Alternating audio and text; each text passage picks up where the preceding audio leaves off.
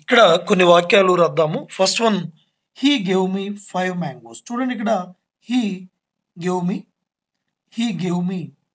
So he gave me 5 mangoes. 5 mangoes. He gave me 5 mangoes. Second sentence చూద్దాము. Sita is a clever girl. Sita is a clever girl. Sita is a clever girl. అలానే third ఇంకొకటి రాద్దాం చూడండి. I ate some rice. I ate some rice. I ate some rice. And ఇంకో వాక్యం రాద్దాం చూడండి. She wears blue sari. She wears blue sari. చూడండి ఈ 4 వాక్యాల్లో కూడా గమనిస్తే ఇక్కడ అండర్లైన్ చేద్దాము 5 మ్యాంగోస్. ఎన్ని మ్యాంగోస్? హౌ మెనీ మ్యాంగోస్ అంటే number 5 mangoes. Sita is a clever girl. What kind of girl Sita is అంటే సీత ఎలాంటి అమ్మాయి? క్లవర్ అంటే తనలో ఉండేటువంటి క్వాలిటీని తెలియజేస్తుంది అనమాట. అలానే I ate some rice, underline చేద్దాం సమ్ని. Some rice. సో ఎంత రైస్ అంటే ఎంత, how much. This indicates the quantity of the thing. ఇక్కడ ఎంత అంటే క్వాంటిటీని తెలియజేస్తుంది. And next she wears blue sari. Blue కింద అండర్లైన్ చేద్దాము. బ్లూ అనేది this is the colour of that sari, colour of that thing. So ఇక్కడ రాసినటువంటి 4 వాక్యాల్లో కూడా మనము ఏం రాసామంటే 5 మ్యాంగోస్ అని రాసాం. First 5 mangoes. ఆ తర్వాత మనం ఇక్కడ రాసాము Sita is a clever girl. Sita is a clever girl. ఆ తర్వాత మనం రాసాము she ate some rice. She ate some rice. అదేవిధంగా బ్లూ శారీ. బ్లూ శారీ. ఇక్కడ మనం గమనిస్తే how many mangoes are there అంటే 5. So 5 is a number. So here Sita ఎలాంటి అమ్మాయి అంటే క్లవర్ గర్ల్. సో క్లవర్ అనేది ఇక్కడ ఏంటది, తనలో ఉండేటువంటి క్వాలిటీ, గుణాన్ని తెలియచేస్తూ ఉందన్నమాట. అదేవిధంగా ఎంత రైస్ తిన్నాడు, హౌ మచ్ రైస్ అంటే it indicates the quantity of that thing. అలానే బ్లూ అనేది it indicates the colour of the thing. So ఇక్కడ మ్యాంగోస్ ఏంటి, 5 ఎక్కడుంది, మ్యాంగోస్ ముందు ఉన్నది. మ్యాంగో ఏంటి, this is the noun.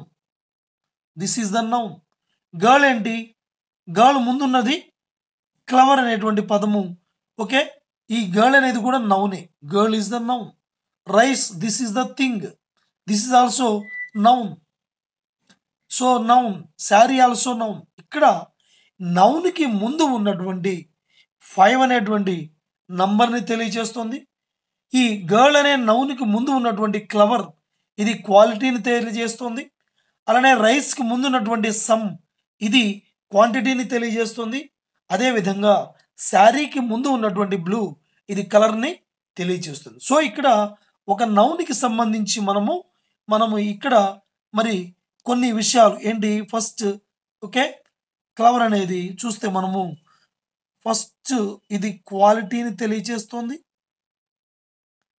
And 5 అంటే అది నంబర్ని తెలియజేస్తుంది.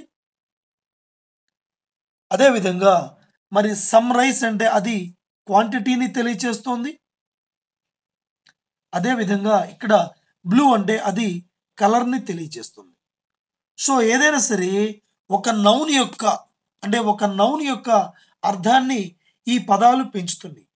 సో ఏ పదం అయితే నౌన్ యొక్క క్వాలిటీ గురించి కానీ, లేదంటే నంబర్ గురించి కానీ, లేదంటే క్వాంటిటీ గురించి కానీ, లేదంటే కలర్ గురించి కానీ తెలియచేస్తే ఇంగ్లీషు భాషలో అలాంటి పదాలను మనం ఏమంటామంటే ఓకే, క్వాలిటీ గురించి కానీ, క్వాంటిటీ గురించి కానీ, నంబర్ గురించి కానీ, కలర్ గురించి కానీ. సో ఒక నామవాచకం యొక్క, ఒక నౌన్ యొక్క క్వాలిటీ గురించి కానీ, నంబర్ గురించి కానీ, క్వాంటిటీ గురించి కానీ, కలర్ గురించి కానీ తెలియచేసేటువంటి ఆ పదాలను మనం ఏమంటామంటే అడ్జెక్టివ్స్ అనేటువంటి పేరుతో పిలుస్తారు.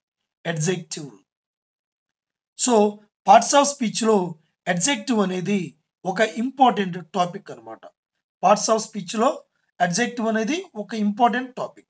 సో, అడ్జెక్టివ్ అంటే ఒక నౌన్ యొక్క క్వాలిటీ గురించి గాని, క్వాంటిటీ గురించి గాని, అలానే నంబర్ గురించి గాని, ఓకే. మనకు క్వాలిటీ, క్వాంటిటీ, నంబర్ అలానే కలర్ ఈ 4 విషయాలను తెలియచేసేటువంటి పదాన్ని మనము ఏమంటాము అంటే అడ్జెక్టివ్ అనేటువంటి పేరుతో మనము పిలుస్తాము.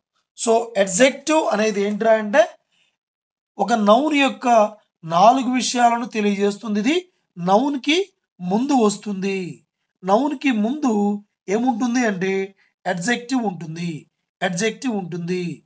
ఇది ఏ ఏ విషయాలు తెలియజేస్తుంది ఆ నౌన్ గురించి అంటే క్వాలిటీ గురించి తెలియజేస్తుంది. అలానే క్వాంటిటీ గురించి తెలియజేస్తుంది. అలానే నంబర్ గురించి తెలియజేస్తుంది. అలానే కలర్ గురించి కూడా తెలియచేస్తుంది. So, this is about adjective. Thank you.